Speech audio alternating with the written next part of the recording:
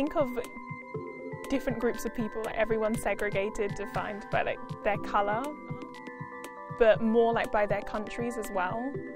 Because some people have very similar skin colours, but they're from different countries or have different features, so I just kind of see everyone categorised, if that makes sense. Haven't the slightest. I don't usually have one. When I do, not really, just I assume that it means something regarding race because I always hear it in that context, but not usually something visual. The first thing that comes to my mind, I think of a skin tone that's darker than my own skin tone.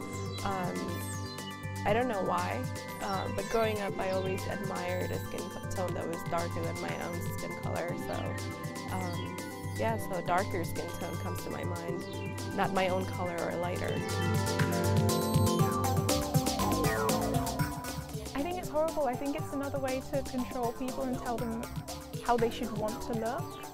I know, especially in Sudan, like, especially women on their wedding days, if you look at pictures, they have their faces, you know, like their faces are completely like powdered up, and you can see the line of what their natural colour is, or you can see it on their hands. But it's like they're told, like, this is your wedding day, to be beautiful you must have a white face and you must have straightened your hair because this is like the way that you should look and this is the only way that your husband's going to find you attractive. But if he's marrying you, he's going to, like, he must know what you really look like. I think that's the thing I find with skin bleaching. I think it's just sad because it's just another way to tell people, no, you're just not good enough. In one way I was kind of feeling disgusted since it was rather squicky, the entire idea of bleaching your skin, since I got that idea, I'm never doing that. But it's also the same idea that I got when I saw Jersey Shore and I saw all the tanning and the bronzing, so I have the same, my feelings for bronzing and for fake bronzing and for bleaching is more or less the same. They're both disgusting practices that I would never do to myself. But on the other hand, I kind of get where it comes from, since again, media does in fact have a strong impact on the cultural osmosis and the subconscious. If someone already has an issue with how they're perceived because of their skin color in day-to-day life, it's not helped by how media portrays them. Such as, for example, Michael Jackson is the most famous black musician ever. Still is, even after his death. And he got an operation to, you know, make himself white. That really doesn't help with the perception of black is beautiful or that black skin is acceptable or something like that. Yeah, of course.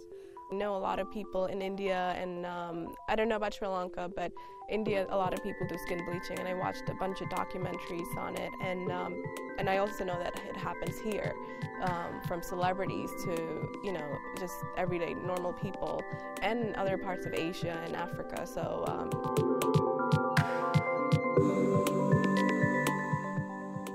I'm just disappointed with that, because when for me personally, I always see petitions about this company and that company and what they're doing wrong and how they're harming the rainforest or people, and I always thought of Dove as just being, okay, they're fair, they have nice products, and as you said, like here in the West, they promote real beauty, they're anti-Photoshop, they do all these campaigns, but then to hear that they are, the Unilever also owns the Fair and Lovely, which I see in Sudan. I see people like putting on the cream, and I think that's just corporate greed.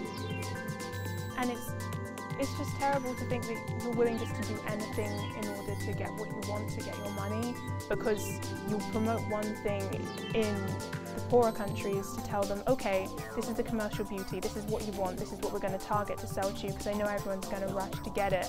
But they know that here in the West, there's now a kind of thing about, like I said, anti-Photoshop. Like, everyone should embrace who they are, even though a lot of people clearly don't. So then they'll go with that and promote the real beauty. I just think it's terrible to see that from one company. On the one hand, as a cynic, I'm not surprised, because you have to follow the money.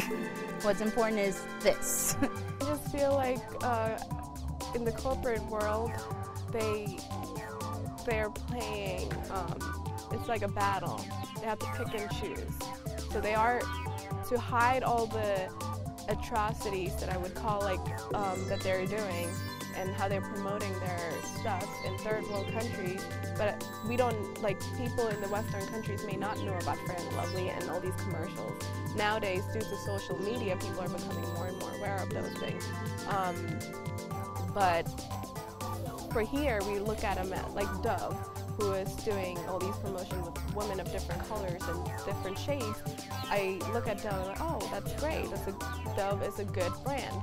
But then at the same time, when they're doing with what they're doing with Fair and Lovely, it's not that fair, you know. So it's just, I feel like it's a cover-up. And the philanthropy work that they do, it's questionable to the point saying, are they doing because they really want to help these people, or are they doing it just to cover up the other part?